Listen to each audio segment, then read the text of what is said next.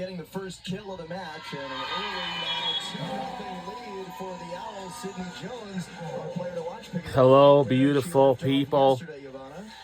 You're looking at a Pearson Mechanical Hall in Philadelphia, Pennsylvania. Now, the Temple Owls take on the Fair Dickinson. And we were underway already, and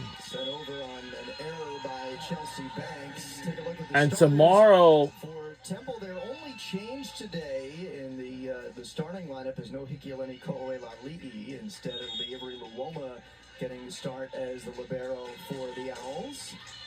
Kendall Gano on the serve for whoa! Early errors for Temple after they took a 2-0 lead. FDU ties it back up. Yeah, I mean, this is not surprising at this point of the season, right? Like Fair Dickinson University. Now, the team we're rooting for today's game is Temple Owls. Because right now, we only have like 2-0 in our record. We are making good records so far. We might have a chance to, like, you know, as Olivia, whatever her name is. So our record now is 2-0, and Fair Dickinson they got 1-0 right now. Errors in Temple side, unforced errors such as service. That's Olivia Homo. You know, there could be some nerves there. Like I said, this is so the first tournament yeah. playing this year. So, and again, it's my year number 2 watching women's college volleyball since last year.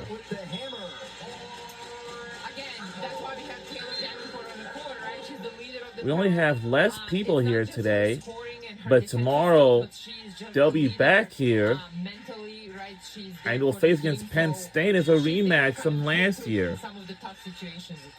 As Ava Blazek from Lansville, wherever that is. So good block right there, and Taylor Davenport positioning strong. However, you know, I'm sure every team that comes to the whole, they'll be like, look out for Taylor Davenport, right? When they're transitioning back, when they're playing good defense, most likely every ball is going to go to Taylor Davenport. She knows it, but so does the opposing team as well. Megan Bushnell there with the setup for Kylie Knott. Both times they were setting up Knott. Second time got it through the double block. Yep, I think Temple really has to, I mean, they can execute on the blocking, right? So that's something that they should be looking to do. Alyssa Finister, who had a nice couple of games yesterday, the transfer from ECU, finishing there. And we have Taylor Davenport serving. So now she's in that back row where she's going to probably bring more of the defensive lineup. Tough serve by Taylor, and Temple's getting a free ball, so they really need to use these points, right? Logic to set. Sidney Jones on the kill. And there she is, a freshman outside hitter executing on that free ball. That's exactly what we want to see happening. And Taylor Davenport back on the serving line. One thing that Temple has done really well yesterday is they were very aggressive on the serving. This time it was a serving error by Davenport, which is fine. Again, you want to keep attacking, you want to keep serving tough, and get those free balls where you can then execute like in the previous. She's from Marietta, Georgia. One of the freshmen for FD. I think I heard about that area before. Logic the set, they go right side for the kill. And that was great again. So sort of mixing up a little bit at the net. That was a good call by the setter. First kill of the match for Christiana Green. Freshman outside hitter from South Carolina. She had 13 kills across the 2 matches yesterday. Bushnell, good set, but it sent too long. What? Oh. Some unforced errors on both sides. We can tell that this is pretty early in the season where, you know, players are still trying out different things. Looks like David Wynn making some substitutions for FDU to clean things up a bit. Eleonora Tosi will come in, transfer out of St. John's. So we're in set number 1 and pieces for FDU, who lost to graduation the NEC Player of the Year in Tatiana Fuchka from a year ago. Going cross court there for the win by Hummel. That has went out of bounds. Going back, I think FDU is going to try and utilize some of those transfers, especially the Italian players, right? Like they're certainly hoping they're going to bring more in their offense and just game at the net. They brought in 3 6'2" or taller Italians. Tosi was the one via transfer. They had 2 freshmen coming in, only one of whom played yesterday, Angelo Marchetto. And there was some good defense on Temple side. However, Taylor Davenport hit outside of the bounds. But I will say the defense is looking good on Temple side. FDU keeps attacking, which is, I think, what they want to do. Kingsley Warburton sends it long. Warburton is going to be asked to fill a pretty vital role for this FDU side. Talking to David Wynn, who's now back-to-back NEC Coach of the Year the last Sydney 2 Jones, years. she's from Harristown, Pennsylvania. Hey, she ain't that far from me. Filling a spot. And she ain't that far from me. Luckily, that she's not far from me, and she's on the other side of me. Her name is Sydney Jones, and then she's a freshman here at Temple University. Oh my goodness. The back-to-back NEC title match appearances. Davenport double block in front. They'll set her up again, and it's just out.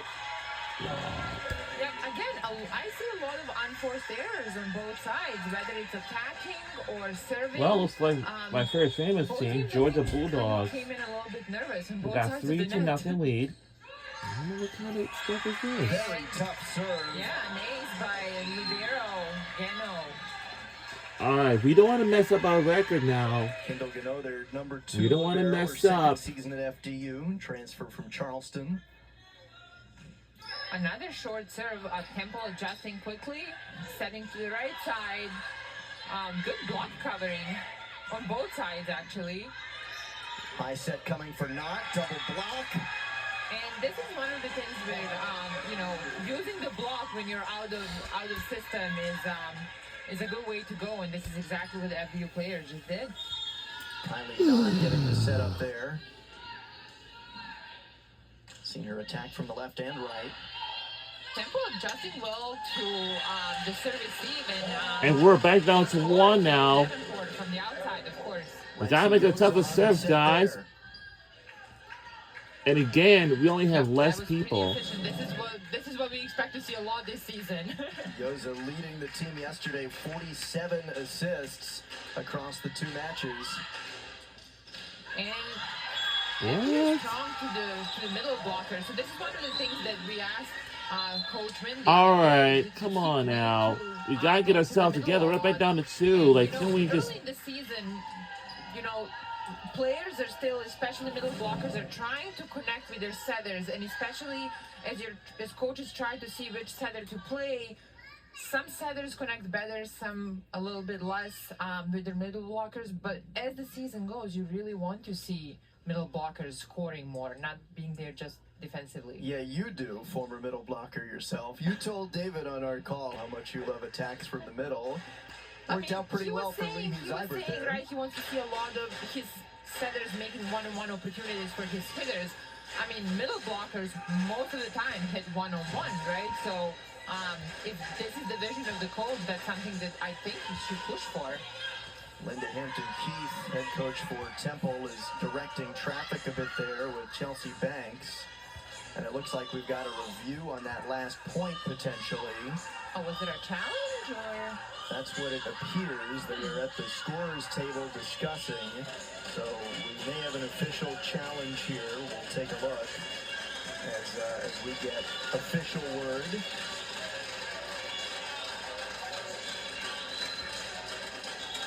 Okay.